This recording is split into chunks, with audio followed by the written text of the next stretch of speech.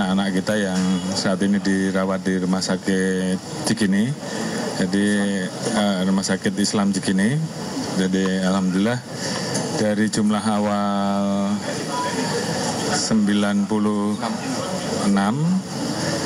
pada saat pasca kejadian,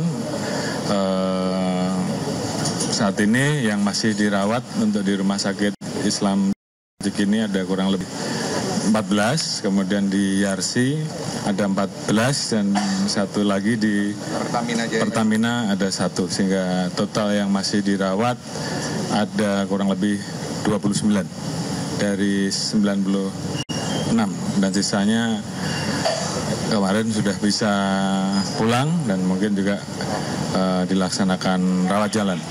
Secara umum kondisi korban sudah 12 orang yang saat ini dirawat di rawat inap, sementara 2 masih dirawat di ICU karena memang perlu ada penanganan khusus. Jadi kita juga membangun pusat trauma healing yang nanti juga kita persiapkan untuk memberikan pelayanan, nanti bekerja sama tentunya dengan KPAI, dengan dokter-dokter dan psikolog yang diperlukan, sehingga kemudian bisa memberikan bantuan terkait dengan apabila ada keluhan-keluhan yang memang bisa kita berikan pelayanan di trauma healing. Kemudian juga nanti di sekolah pun kita juga akan mempersiapkan. Itu yang pertama. Dan yang kedua, tim saat ini juga tentunya terus melakukan pendalaman terkait dengan pasca terjadinya ledakan kemarin di SMA 72. Ditemukan beberapa bukti pendukung yang tentunya ini sedang kita kumpulkan. Ada tulisan, kemudian ada barang bukti serbuk yang diperkirakan bisa menimbulkan potensi terjadinya ledakan. Catatan-catatan lain kita kumpulkan, termasuk juga kita melakukan pemeriksaan terhadap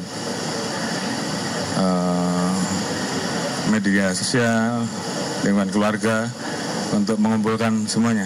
Nanti secara khusus setelah lengkap tentunya akan dirilis secara resmi. Namun demikian tentunya sekali lagi kita semuanya menyampaikan keprihatinan yang mendalam, dan tentunya kita senang tadi bahwa pada saat kita berbicara dengan anak-anak kita dan adik-adik, mereka masih semangat untuk tetap sekolah, dan tentunya itu yang kita harapkan. Dan tentunya terhadap trauma-trauma yang ada, tugas kita semua, terus utamanya dari tim yang ada untuk terus mendorong agar mereka bisa kembali normal. Mungkin itu yang bisa saya sampaikan. Terima kasih. Wassalamualaikum warahmatullahi wabarakatuh. Dari KPAI ya. Terima kasih. Dari KPAI kami tentu juga menyampaikan prihatin mendalam ya atas kasus ini. Tapi ada beberapa hal yang kami meminta untuk menjadi atensi. Yang pertama tentu fokus kepada layanan kesehatan kepada anak-anak yang menjadi korban yang mengalami luka di semua tempat yang tadi sudah disampaikan oleh Bapak Kapolri. Tentu pemulihan ini sifatnya bukan pemulihan yang sekedar fisik, karena beberapa tadi mengalami gangguan pendengaran, mungkin juga harus sampai tuntas ya. Dan saya kira juga selain penanganan fisik, tetapi penanganan untuk trauma healingnya, untuk psikisnya juga menjadi sangat perlu, tidak hanya bagi anak-anak yang mengalami luka, tetapi juga anak-anak yang ada di sekolah SMA N72 tentu butuh untuk pendampingan untuk mengatasi trauma healingnya.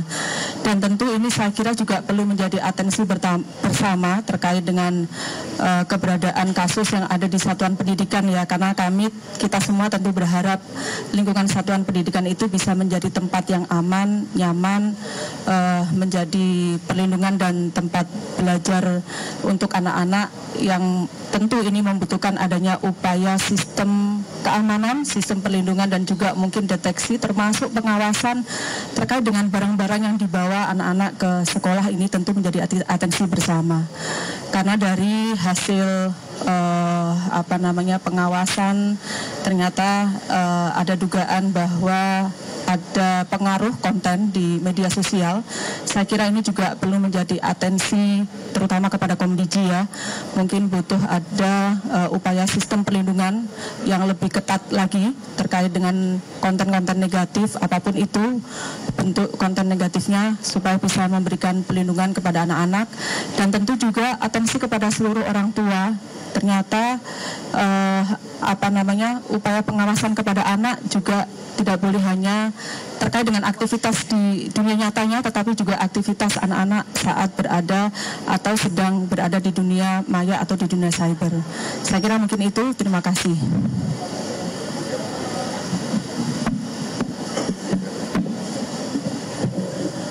Izin Jenderal. Tentu dukungan-dukungan untuk perawatan maupun nanti untuk rehabilitasi dan selanjutnya pemberdayaan.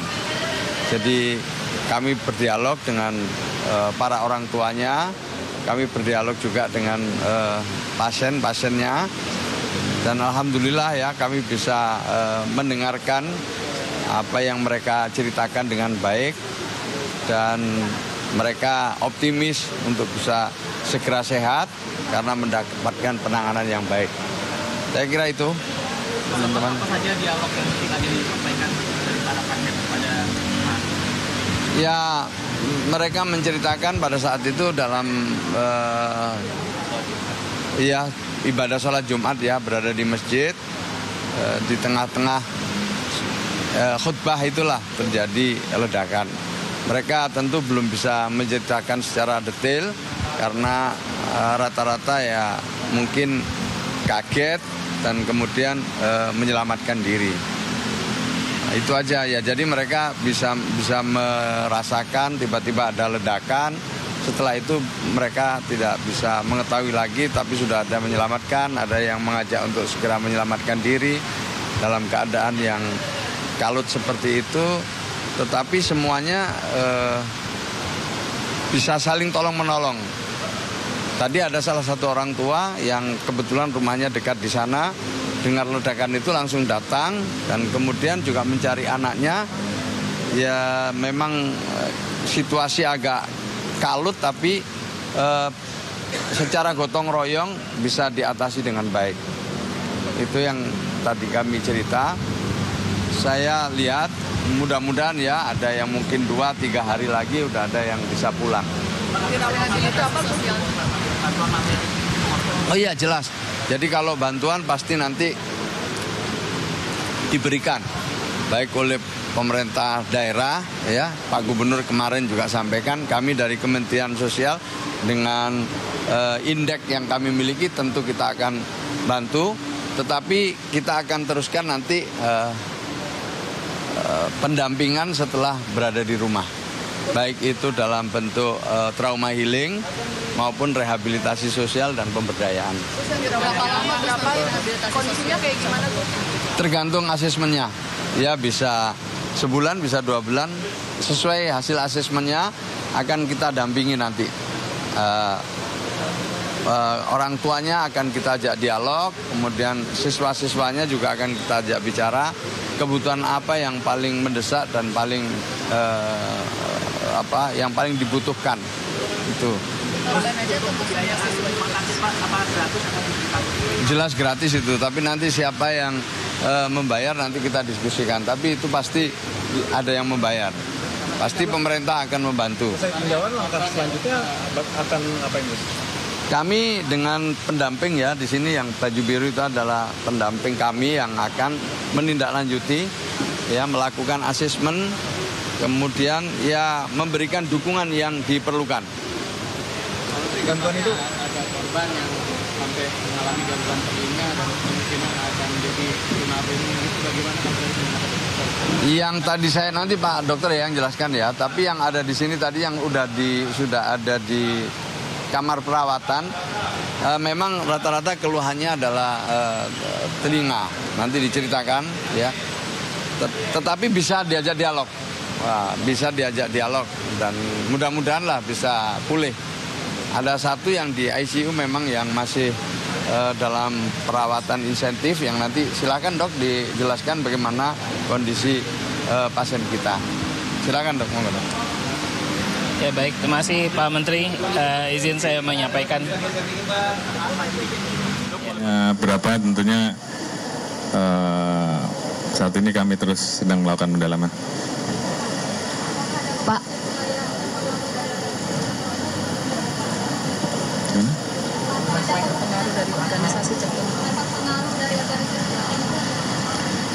Ya tentunya itu juga menjadi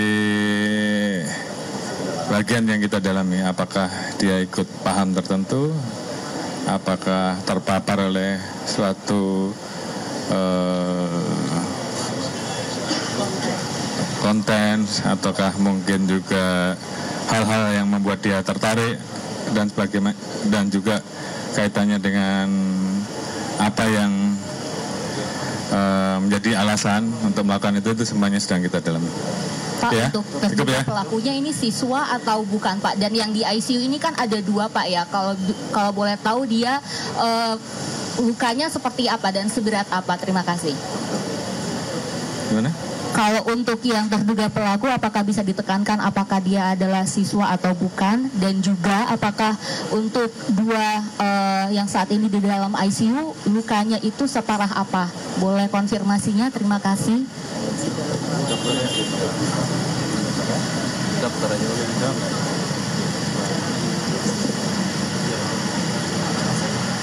Boleh.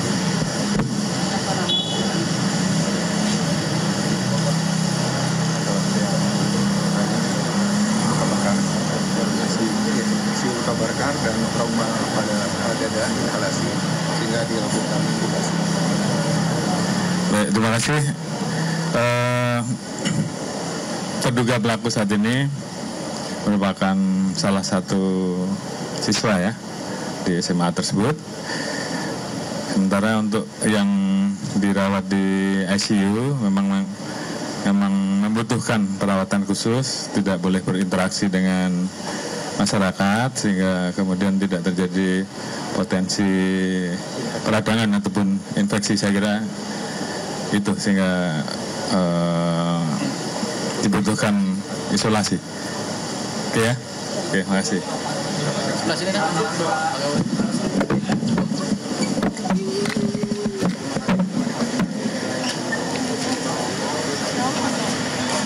Ini adalah pemberdayaan. Mungkin ini akan disesuaikan dengan hasil asesmen. Saya kira itu ya. Lagi ramai diberitakan sosial media bahwa terduga korban ini adalah korban bully. Apakah tadi saat dialog dengan para pasien yang dirawat ada menyampaikan konstruktif kepada Pak? Ya, kita tunggu saja ya. Kita jangan berspekulasi. Dan tadi kami ketemu tentu tidak bisa atau tidak memungkinkan untuk bicara lebih detail. Tetapi kami ajak mereka untuk berdialog. Secara umum mereka bisa mendengar dengan baik apa yang kami sampaikan. Yang kedua ya kita cerita-cerita ringan saja tentang posisinya di mana saat terjadi ledakan, kemudian apa yang mereka lakukan, itu aja yang ringan-ringan. Dan di sebelahnya ada orang tuanya yang mendampingi, yang rata-rata orang tuanya juga sempat bertemu dengan putra-putrinya ketika di sekolah maupun ketika perawatan di sini. Jadi ringan-ringan. Nah, menyangkut soal hal-hal lain ya kita tunggu penyelidikan dari polisi. Ya, kita perlu mendengarkan penjelasan resmi, tidak terbawa oleh berita-berita hoax, berita-berita yang mungkin belum tentu benar. Itu aja. Bahwa nanti kebenaran berita itu seperti apa, kita tunggu beberapa waktu ke depan ya. Gimana Gus korban? Apakah ada Ya, trauma masih ada, masih nampak trauma. Tetapi dari hasil dialog saya dengan Pak Dokter tadi saya lihat ada semangat kuat dari anak-anak untuk bisa segera sembuh. Ya, mudah-mudahan aja. Kita doakan mudah-mudahan segera sembuh. Sudah ada komunikasi sama Pak Mendikbudrismen belum Gus soal langkah ke depan yang akan dilakukan? Kemarin kan Wamen udah kesini ya, Wamen Mendikbudrismen. Tentu kita akan koordinasi pada saatnya. Ya, yang prioritas sekarang ini mendapatkan layanan medis dulu. Ini yang prioritas.